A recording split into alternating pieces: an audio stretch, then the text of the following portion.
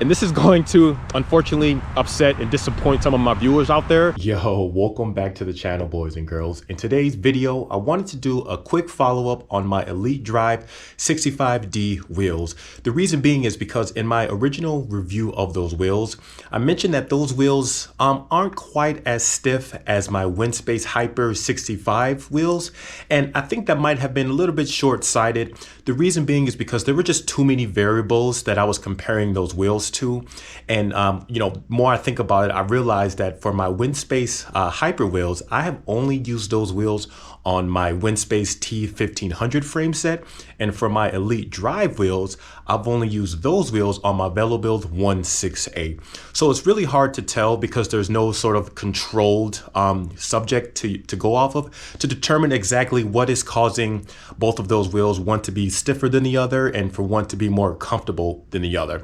So what I decided to do is I decided to put my Windspace Hyper 65 wheels on my Velobuild. Gonna take that out for a spin. I'll do some out of the saddle sprints. I'll do some cruising, all the stuff that I did in my video for my Elite Drive 65D wheels, and then we'll be able to determine just a little bit more so whether or not this stiffness loss is due to the actual wheels, or because it might just be that the Velobuild might just actually be the cause of the wheels or just the overall ride experience to not be as stiff.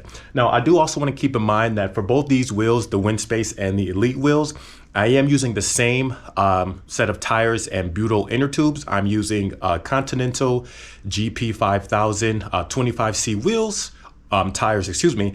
And for the inner tubes, I'm using the Continental Race 28 butyl inner tubes for both set of wheels. And I will also be using the same pressure that I always do when I'm out on the road, which is about 85 PSI in the rear and 82 PSI in the front. So again, now we have a controlled subject here. We have the Velobuild 168.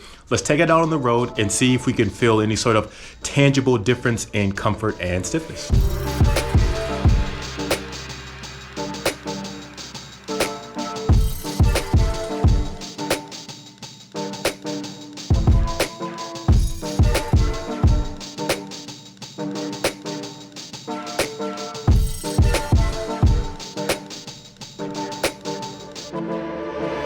All right, guys, as we continue along, there's three things I want to talk about really briefly. Now, when I say that a particular product isn't as stiff as another one, that doesn't necessarily mean that that said product isn't stiff overall in general.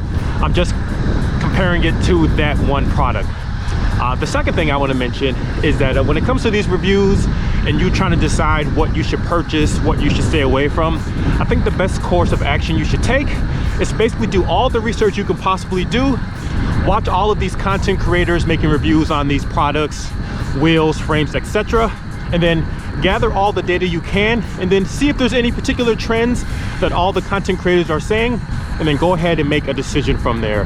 And then the final thing I want to mention that I want to address on this topic is I am a one-man show. So I'm doing all my filming, doing all the editing, all those things, and there's just really no way for me to make every experiment that I do exactly scientific or scientifical. Scientifical is not even a word, but you get what I'm saying. So I'm doing my best here, guys. I want to be as truthful as I can, but at the end of the day, it is just sort of my anecdotal experience, and this is why you should review all the different content creators out there doing these sort of tests, and then come to your own decision. So let's continue. Check that out. You know, I really have been enjoying using my Velobuild 168 as my frame to test out different wheels. I'm super duper thankful that I've gotten to a point in my YouTube career that I'm able to try out all these different wheels, frames, etc. And this really only thanks to you guys, the viewers. So I appreciate all your support over this last year and a half or so. And I'm really looking forward to what it's going to be like in a year or two, or at least at the end of this year. Alrighty, guys, so I'm about halfway through my ride here. We got winds coming from the south here in Chicago at about 10-11 miles an hour. Crazy headwinds going down, but I should have an amazing tailwind coming home, and I'm just gonna hit it for maybe like 20 minutes or so. So now that I've gotten a chance to ride using my Windspace Hyper 65s on my Velobuild, I'm using the identical setup that I had on my Elite wheels, which was the same tire pressure, same tires, same inner tubes, all that stuff. Can I say with a resounding yes or no that the Windspace Hypers are stiffer than the Elite wheels? I'm going to say yes. They are a little bit stiffer for sure. Now, of course, there are so many other variables as well, right? Could be the through axles, all this other stuff, the air pressure, who knows? All these things could attest to that as well. But yes, I do think that the Windspace Hypers are stiffer, but that doesn't necessarily mean that they're better or they're better performing wheels. I'm just talking about the sheer stiffness of the wheels. However, this is going to unfortunately upset and disappoint some of my viewers out there. I honestly think that the culprit of why the Elite wheels do not feel as stiff as they should, considering that they're using carbon spokes, they're using similar tension to the spokes as the Windspace Hypers. I think the problem is that my Velobuild 168, it's just not a super stiff frame. It's certainly not as stiff as my Windspace T1500 frame, and it for sure is not as stiff as my rim brake LA Sprint. And I think that's where the problem lies. Now, again, I've said this in previous videos, you have to decide what's important to you. Are you someone that can live with having a stiff frame day in and day out? I most certainly can. But for you, the viewers, that may not be your jam, and so you have to make that decision. But I'm gonna go ahead and say, yeah, in the future, I'm gonna try to be a little bit more critical, a little bit more specific in my reviews. But for the Elite wheels, I do think that they are stiff, and that the main problem is my Velobuild 168.